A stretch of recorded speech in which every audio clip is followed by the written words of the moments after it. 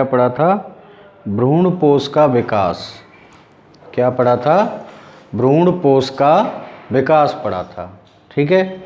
भ्रूणपोष के विकास की जो प्रक्रिया है, सबसे पहले इसमें 2-3 बातें हैं। कल पूरा डिटेल से पढ़ लिया था हमने, लेकिन इसमें 2-3 लाइन हैं जो हमें हमेशा ध्यान रखनी है ना। दोबारा से उसको डायग्राम बना के और हम डिस्क्राइब नहीं करेंगे, यहाँ केवल हम उसके की पॉइंट्स, केवल ध्यान रखने वाली बातें हैं, उन्हीं पर चर्चा करते हैं दोबारा।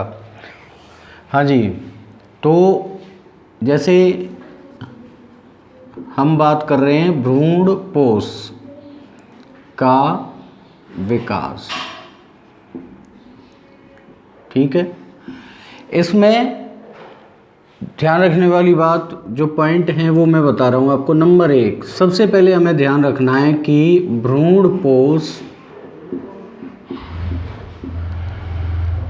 का विकास, भ्रूणपोष का विकास किससे होता है? त्रिगुणित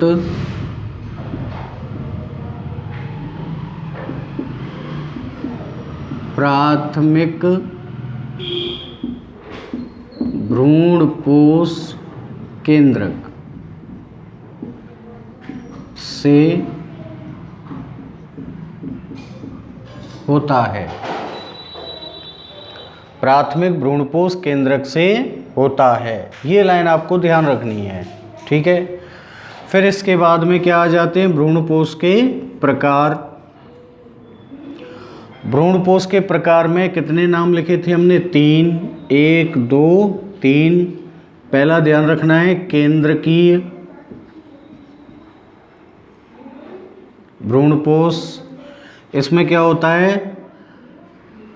प्राथमिक भ्रूणपोष केंद्रक में मुक्त विभाजनों से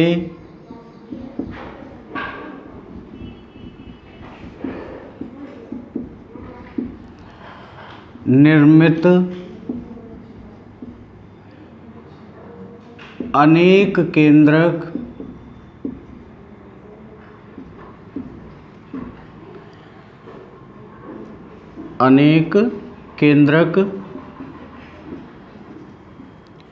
परिधि की ओर व्यवस्थित हो जाते हैं। ठीक है, ये इसका पहला पॉइंट। दूसरा पॉइंट क्या लिखेंगे? मध्य में, सॉरी, जब केंद्रकों की बात कर रहे हैं तो यहीं पर एक लाइन लिखेंगे, विभाजन के दौरान क्या होता है? भित्ति का निर्माण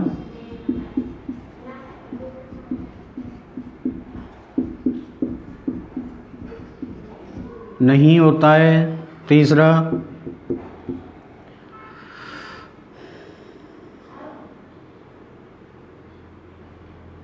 मध्य में एक रिक्तिका बन जाती है। मध्य में क्या होता है? एक रिक्तिका बन जाती है। ठीक है। और इसमें चौथी जो ध्यान देने वाली बात है वो क्या है? नारियल का तरल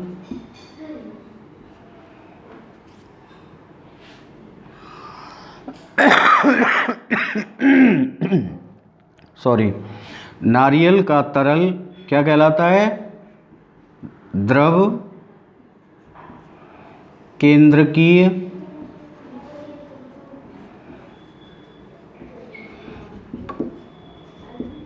भ्रूणपोष कहलाता है। ये 3-4 पॉइंट ध्यान रखने हमें किसके लिए?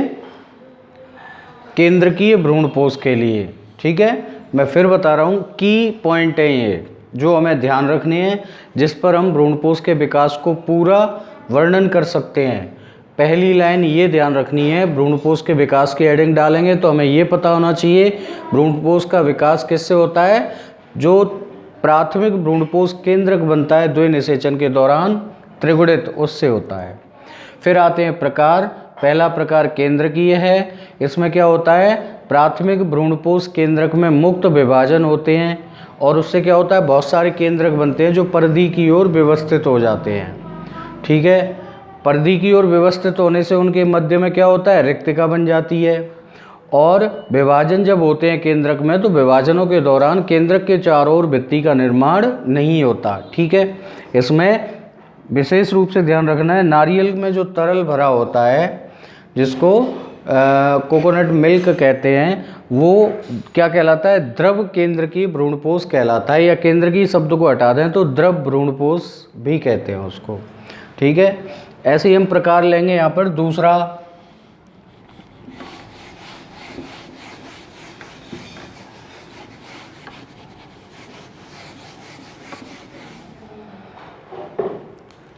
दूसरा प्रकार, दूसरा जो प्रकार है वो क्या लेंगे अपन,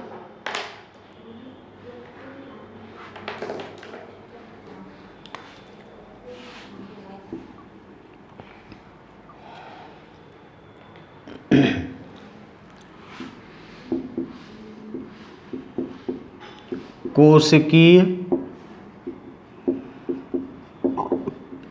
भ्रूणपोष। इसके की पॉइंट्स देखते हैं। नंबर 1, प्राथमिक भ्रूणपोष केंद्रक में ध्यान रखना है, प्रत्येक विभाजन के पश्चात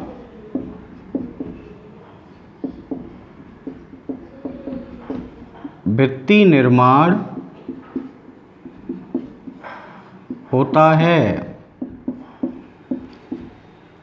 ठीक है, तो प्रत्येक विभाजन के पश्चात भित्ति निर्माण होगा तो क्या होगा, दूसरा पॉइंट,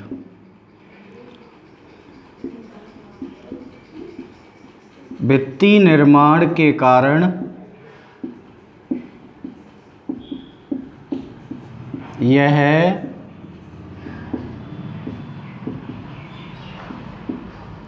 कोशिकीय हो जाता है। ठीक है, और तीसरे नंबर पर उदाहरण जैसे धतूरा, पिटूनिया आदि। ये इसके 2 की पॉइंट्स है केवल। पहली क्या रहेगा, प्राथमिक भ्रूणपोष केंद्रक में प्रत्येक विभाजन के पश्चात भित्ति का निर्माण होता है और भित्ति निर्माण होने के कारण ही ये कैसी संरचना हो जाती है, कोशिकीय हो जाती है। ठीक है, ये इसके एग्जाम्पल हो गए। फिर अपन लेते हैं तीसरा भ्रूणपोष।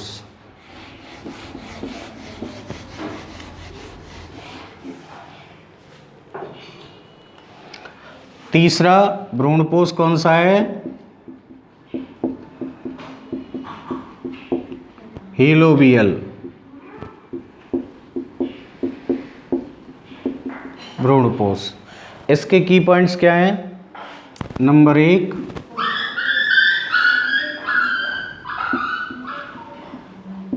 इस प्रकार का भ्रूणपोष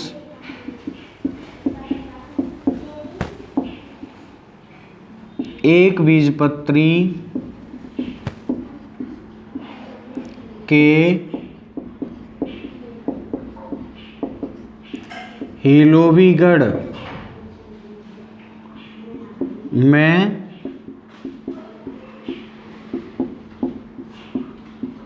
पाया जाता है। ठीक है, अब ध्यान देना, हीलोबीगढ़ के कारण ही इसको क्या नाम दिया गया है, हीलोबियल भ्रूणपोष दिया गया है। दूसरा इसका पॉइंट आएगा, यह है केंद्रकीय व कोशिकीय के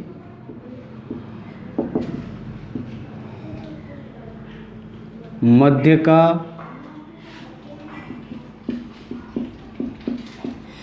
भ्रूणपोष होता है। यानी ये दो विकास हमने पढ़े हैं, उनके मध्य का हीलोबियल होता है। कैसे होगा? थर्ड पॉइंट, प्राथमिक भ्रूणपोष केंद्रक में प्रथम विभाजन के पश्चात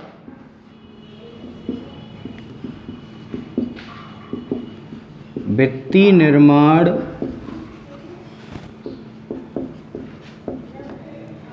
होने से दो प्रकोष्ठ, कोष्ठक में कौन कौन से? निभागीय व बीजांडद्वारीय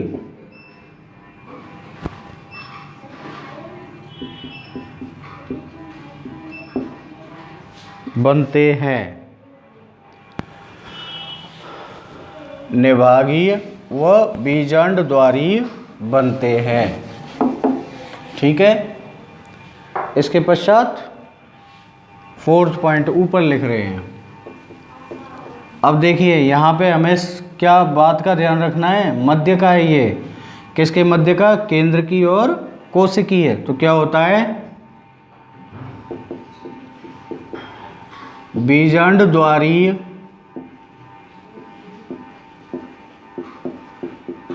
प्रकोष्ठ का विकास कोशिकीय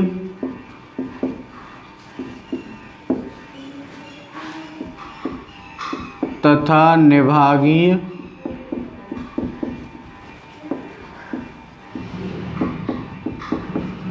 प्रकोष्ठ का विकास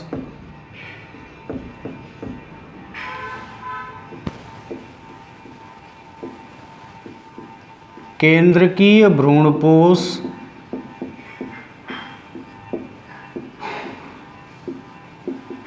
के समान होता है। ठीक है। ये की कैरेक्टर हैं किसके? हीलोबियल भ्रूणपोष के। तो ये तीन प्रकार के भ्रूणपोष होते हैं। तीनों के आपको की कैरेक्टर बता दिए जो आपको ध्यान रखना है विशेष रूप से, जिनके आधार पर अपन भ्रूणपोष का क्या करते हैं? विकास का वर्णन करते हैं, प्रकारों का वर्णन करते हैं। फिर इसके बाद में लास्ट में क्या आता है? भ्रूणपोष के कार्य, फंक्शन ऑफ एंडोस्पर्म। कार्य के लिए मैंने बताया था कि जो अपन द्विनिषेचन का महत्व पढ़ते हैं वही क्या होता है? कार्य होते हैं किसके? भ्रूणपोष के। इनको भी अपन देख लेते हैं। भ्रूणपोष का कार्य। ठीक है। दो तीन कार्य हैं मुख्य जो ध्यान रखने हैं। नंबर एक, सबसे पहले हमको ध्यान रखना है भ्रूणपोष एक पोषक ऊतक है जो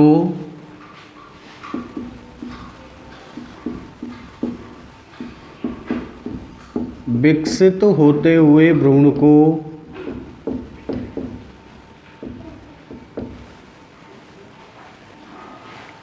क्या करता है?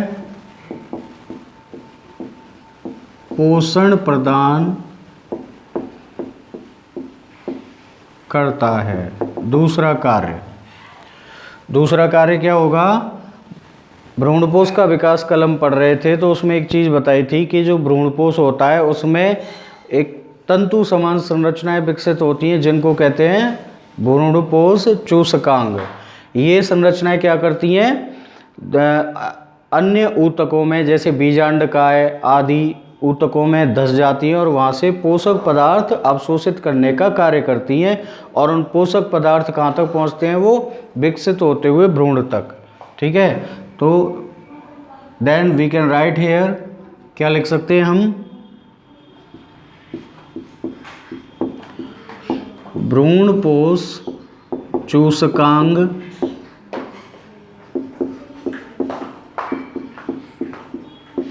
विभिन्न ऊतकों से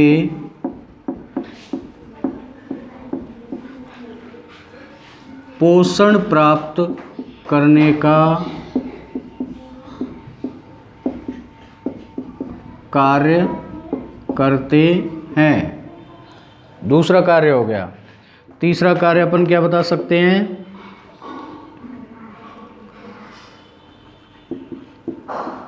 बीज को जननक्षम बने रहने के लिए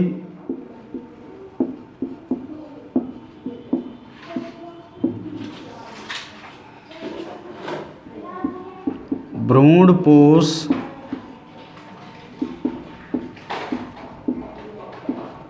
आवश्यक संरचना है। ठीक है। और एक और अपन लास्ट क्या कार्य लिख सकते हैं? बीजांकुरण के समय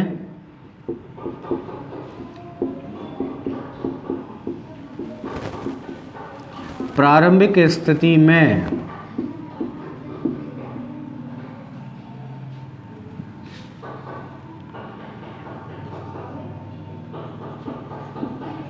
बीज या भ्रूण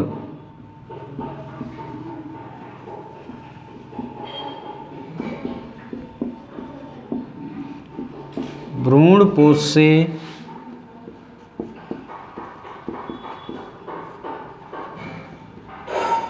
पोषण प्राप्त करते हैं। ठीक है। ये हो गए क्या? भ्रूणपोष के कार्य हो गए। ठीक है। तो यहाँ तक अपना कल अपन ने पढ़ा था भ्रूणपोष का विकास, उसके की पॉइंट्स केवल आज अपन ने बताए हैं, जिनके आधार पर हम भ्रूणपोष का विकास, भ्रूणपोष के प्रकार, भ्रूणपोष की क्या होते हैं कार्य, तीनों चीज़ों का वर्णन आसानी से कर सकते हैं यदि आप इन कुछ पॉइंट्स को ध्यान रखें तो। अब अपन अपने इस चैप्टर के 4th पोर्शन की ओर चलते हैं। फिर से बता दूं, 3rd चैप्टर जो अपना अपन ने शुरू किया था ये 4 पोर्शन में बटा हुआ था। 4 पोर्शन कौन कौन से थे? पहला था परागण, दूसरा निषेचन, तीसरा भ्रूणपोष का विकास और चौथा होता है भ्रूण का विकास। तो then we can start our 4th portion of 3rd chapter, that is development of embryo, भ्रूण का विकास।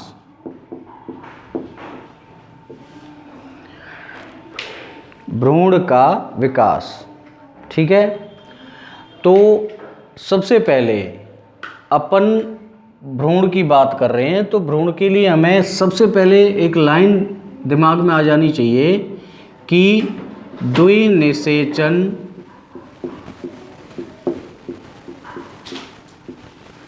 के फलस्वरूप, द्विनिषेचन के फलस्वरूप निर्मित द्विगुणित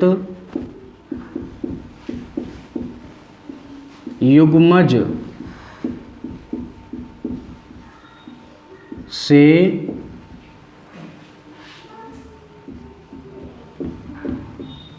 भ्रूण का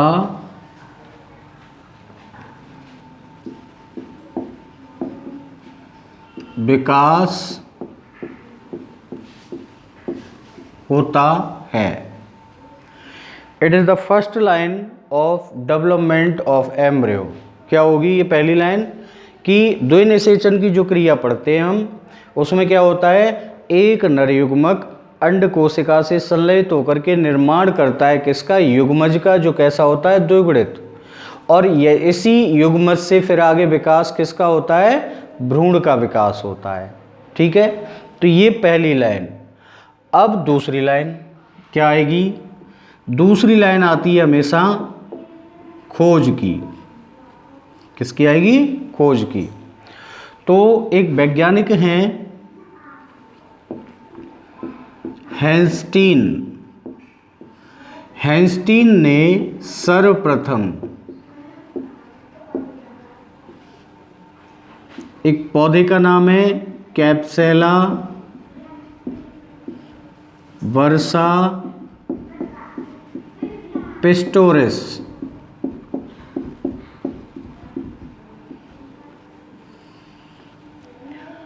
हैंस्टीन ने सर्वप्रथम कैप्सेला वर्सा पिस्टोरिस में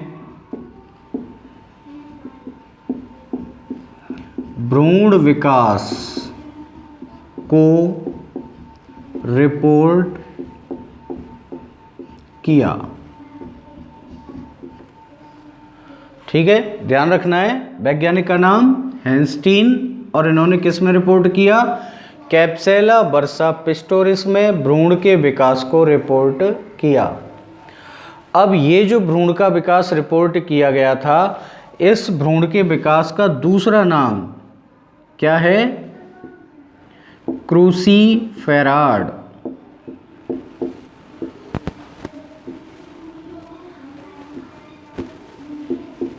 प्रकार का भ्रूण भी कहते हैं इसको। ठीक है, क्रूसीफेराड क्यों कहा जाता है? क्योंकि कैप्सेला वर्सा पिस्टोरिस किस कुल का पौधा है? क्रूसीफर का, या इसका दूसरा नाम क्या है? ब्रेसिकेसी।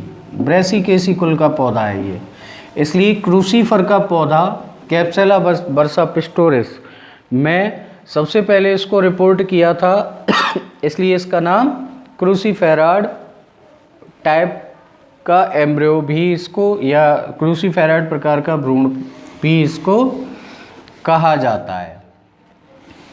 ठीक है, तो अपन ने दो बातें की यहाँ तक। द्विनिषेचन के फलस्वरूप द्विगुणित जो युग्मज बनता है उससे तो भ्रूण का विकास होता है, और सबसे पहले इस भ्रूण के विकास की प्रक्रिया को रिपोर्ट किया था किसने? हैंस्टीन ने। किसमें? कैप्सेला वर्सा पिस्टोरिस में। ठीक है, अब आगे क्या होता है? आवृतबीजी जो पौधे हैं उनको दो समूह में पढ़ा जाता है। एक होता है द्विगुणित और दूसरा होता है अगुणित। तो पहले अपन किसको पढ़ेंगे? द्विगुणित को पढ़ेंगे। और ये जो अपन खोज वगैरह पढ़ रहे हैं वो किसकी है? द्विगुणित की है, क्योंकि कैप्सेला वर्सा पिस्टोरिस क्रूसीफर में आ रहा है। क्रूसीफर कुल कौन सा है जिसमें पौधे कौन से आते हैं? सरसों, मूली, गोभी। ये पौधे कैसे हैं? द्विबीजपत्री हैं। तो अपन दूसरे शब्दों में ये भी कह सकते हैं कि हैंस्टीन ने सर्वप्रथम द्विबीजपत्री भ्रूण के विकास की प्रक्रिया को कैप्सेला वर्सा पिस्टोरिस में रिपोर्ट किया था। ठीक है, इसमें हम भ्रूण की जगह क्या लगा सकते हैं? द्विबीजपत्री भ्रूण शब्द भी लगाया जा सकता है। तो इसमें हैंस्टीन का नाम आता है द्विबीजपत्री के लिए। अब द्विबीजपत्री के विकास की जो प्रक्रिया है वो किस तरीके की है उसको अपन देखते हैं।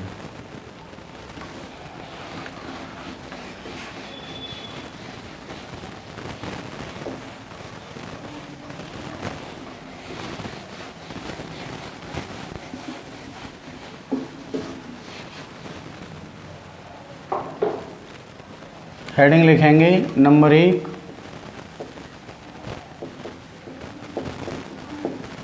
द्विबीजपत्री भ्रूण का विकास। द्विबीजपत्री और एकबीजपत्री जो भ्रूण होते हैं उनमें सबसे पहले ध्यान रखने वाली जो बात है वो क्या है कि नाम में दे रखा है द्वि और बीजपत्र, यानी द्विबीजपत्री पौधों में जो भ्रूण पाया जाता है उस भ्रूण के बीजपत्रों की संख्या कितनी होगी? 2। ठीक है, और एक बीजपत्री जैसे मक्का, गेहूं, बाजरा, ये जो पौधे हैं एक बीजपत्री में आते हैं। और ऐसे पौधों की जो बीज होता है उसके अंदर जो भ्रूण होता है उसमें बीज पत्रों की संख्या कितनी होती है? 1, इसलिए उसको एक बीजपत्री और इनको द्विबीजपत्री कहा जाता है। ठीक है, स्टेप बाय स्टेप अपन विकास की प्रक्रिया देखते हैं। शुरुआत करें अपन यहाँ से।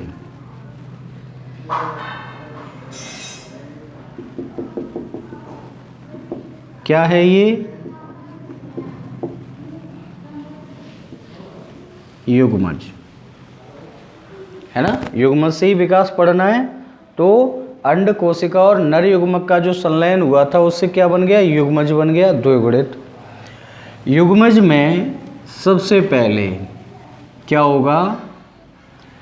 एक विभाजन होता है अनुप्रस्थ, और उस अनुप्रस्थ विभाजन से कितनी कोशिकाएं बनी?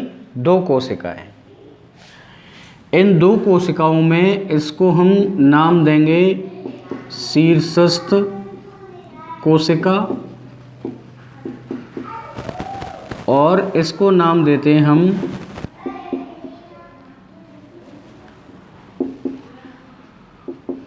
आधारीय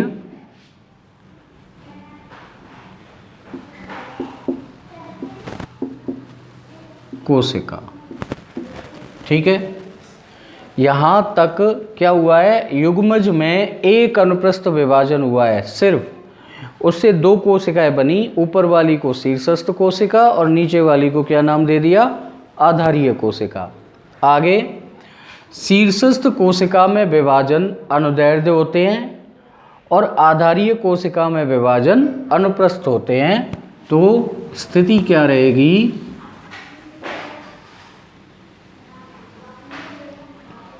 जैसे ये स्थिति तो पहले से है 2 कोशिका वाली। अब आधारीय कोशिका में हम कह रहे हैं विभाजन अनुप्रस्थ, और शीर्षस्थ कोशिका में हम कह रहे हैं विभाजन अनुदैर्ध्य। इस तरीके की संरचना बनी। यहाँ जो ये अवस्था आई है, इसमें इन विभाजनों के कारण भ्रूण का आकार कैसा हो जाता है? टी आकार का। कैसा हो जाता है? टी आकार का। कैसे मान सकते हैं? 2 कोशिकाएं हैं, 1 2, है ना। इधर भी 1 2 लाइन में है, 1 2। आप इन कोशिकाओं को ऐसे मिलाओ और इन कोशिकाओं को ऐसे मिलाओ तो टी आकार बनता है। इसलिए यहाँ तक की जो स्थिति है वो क्या कहलाती है? टी आकार का ये अवस्था यहाँ तक आ जाती है। ठीक है, यहाँ से आगे का विकास आपको अगले लेक्चर में, अगले वीडियो में आपको बताया जाएगा। तब तक आप ध्यान किस पर देना है? भ्रूण पोष के विकास पर, क्योंकि भ्रूण का विकास अभी हम केवल शुरू कर रहे हैं, है ना। नेक्स्ट वीडियो में, नेक्स्ट लेक्चर में भी हम यहीं से शुरू करेंगे, लेकिन आपको भ्रूणपोष का विकास जो हम पढ़ चुके हैं पिछले लेक्चर में, उसको आप ज़रूर पढ़ें और उसके जो की पॉइंट्स हैं उनको आप याद करें। उन की पॉइंट्स के आधार पर ही हम पूरे भ्रूणपोष के विकास का वर्णन कर सकते हैं। ठीक है बेटा, धन्यवाद। पढ़ते रहिए।